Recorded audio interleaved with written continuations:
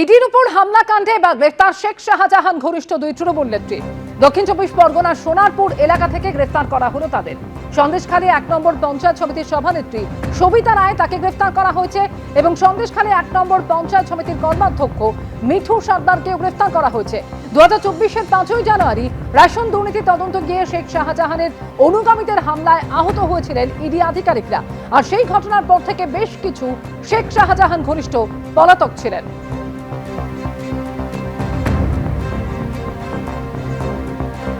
সেই ঘটনাতে এই দুজনকে এবার গ্রেফতার করা হলো। ইডির উপর হামলাকাণ্ডে গ্রেফতার শেখ শাহজাহান ঘনিষ্ঠ দুই তৃণমূল নেত্রী।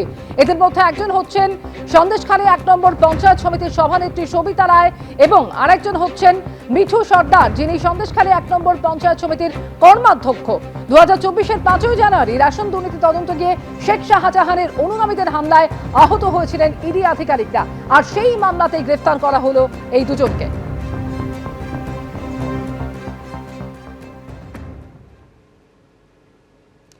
অন্যদিকে বাক্সা কাছে তাণ্ডব কাণ্ডে বাড়ল গ্রেফতারির সংখ্যা, আরো 4 জনকে গ্রেফতার করল পুলিশ। এই নিয়ে ধৃতের সংখ্যা বেড়ে দাঁড়ালো 50। গত সোমবার বাক্সা কাছে গিয়ে কড়া পদক্ষেপের কথা বলেছিলেন মুখ্যমন্ত্রী শুভেন্দু অধিকারী। তাণ্ডব কাণ্ডে এই নিয়ে গ্রেফতারির সংখ্যা বাড়লো, আরো 4 জনকে গ্রেফতার করল পুলিশ। ধৃতের সংখ্যা বেড়ে দাঁড়ালো 50।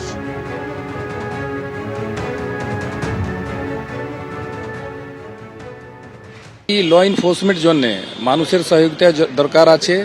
এইখানে যে অ্যারেঞ্জমেন্ট দেখছেন, পুলিশ অ্যারেঞ্জমেন্ট, এই বাদ দিয়ে এটা তো ভিজিবল আছে যে বাইরে থেকে দেখতে পাচ্ছেন, কিন্তু আমরা কমিউনিটির সঙ্গে সিরিয়াস ডায়ালগ করছি, আগেও করব, কথাবার্তা বলবো। অনেক জিনিস আছে যেটা হয়ে আসছে বা হয়ে থাকছে, কিন্তু আইনের প্রশ্ন যখন উঠবে তখন সবারই দায়িত্ব আছে, প্রত্যেকটা সিটিজেনের দায়িত্ব আছে ওটা সুষ্ঠুভাবে পালন করা। তখনই কিন্তু সোসাইটিতে অর্ডার আমরা মেনটেন করব। আমাদের একটা পার্ট আছে, কিন্তু সাধারণ মানুষের একটা বড় পার্ট আছে। চলেছি মনের খবরে। বিধাননগর পুরসভার মেয়র পরিষদ দেবরাজ চক্রবর্তী ঘনিষ্ঠ এবার গ্রেফতার করা হলো দেবরাজ ঘনিষ্ঠ অমিত চক্রবর্তী ওরফে ননিকে। বিজেপির বিজয় মিছিল থেকে ফেরার পথে প্রমোটারের উপর হামলার অভিযোগ রয়েছে তার বিরুদ্ধে, আর সেই অভিযোগে গ্রেফতার করা হলো অমিত চক্রবর্তী ওরফে ননিকে।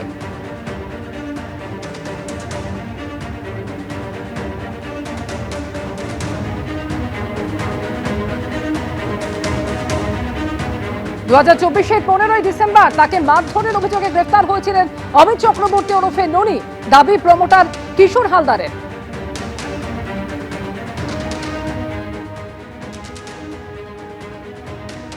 2024 সালে ডিসেম্বর মাসে 15 তারিখ আমাকে রিভলভার দিয়ে এই ননি মেরেছিল।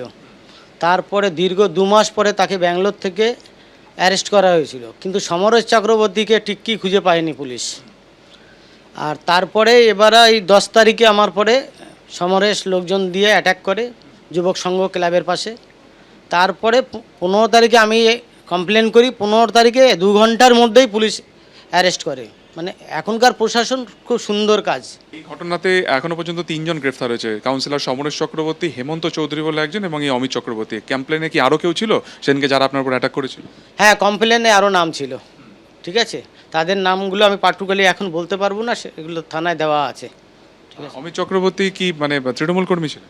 তৃণমূল কর্মী ছিলেন এবং ওনার ভিডিও আছে। আমার সাইডে এসে ধাক্কা মারা, তোলাবাজির কথা বলা, টাকা দাও, এই দাও, ওই দাও, দাদা পাঠিয়েছে, মানে সমরেশ চক্রবর্তী পাঠিয়েছে, সে ভিডিও আছে আমার কাছে। 10 তারিখে যখন আপনার উপর অ্যাটাক হয়, এও কি তখন ছিল আপনার সাথে? এও তখন ছিল। মুখ্যমন্ত্রী হিসেবে শপথ নেওয়ার 11 দিনের মাথায় প্রথমবার উত্তরবঙ্গ সফরে মুখ্যমন্ত্রী শুভেন্দু অধিকারী। শিলিগুড়িতে উত্তরকন্যায় আজকে প্রশাসনিক বৈঠক তার, আর এর আগে বাগডোগরায় নেমেই শিলিগুড়ি সাংগঠনিক জেলা বিজেপি কার্যালয়ে যান তিনি।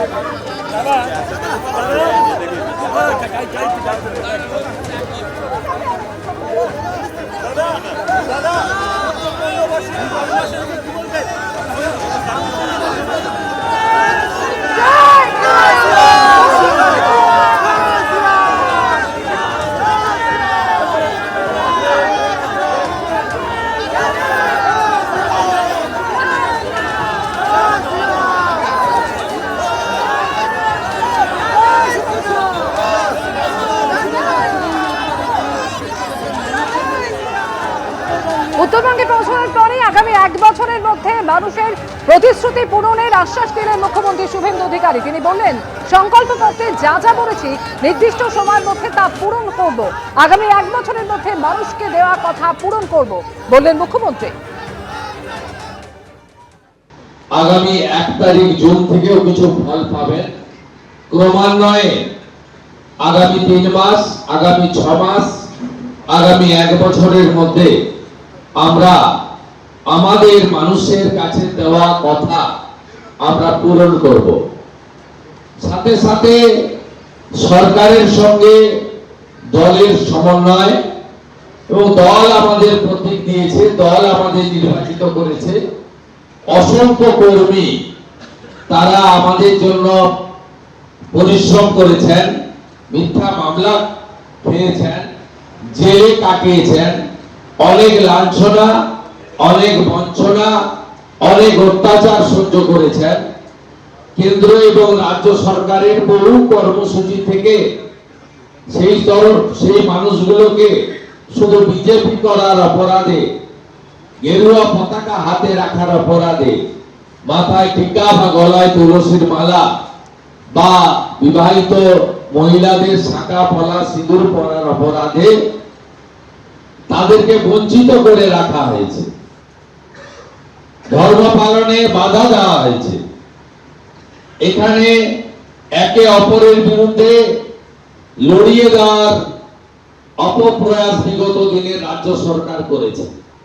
পাহাড়ে জনগোষ্ঠীকে 11টি বোর্ডের মাধ্যমে বিভক্ত করার চেষ্টা করা হয়েছে।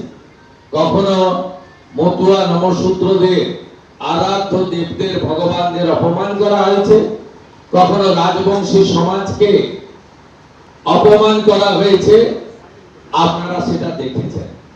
আসুন আমরা এমন একটি স্বপ্নের সরকার তৈরি করি যে সরকার এবং ভারতীয় জনতা পার্টি মানুষের প্রত্যাশা পূরণ করতে পারবে।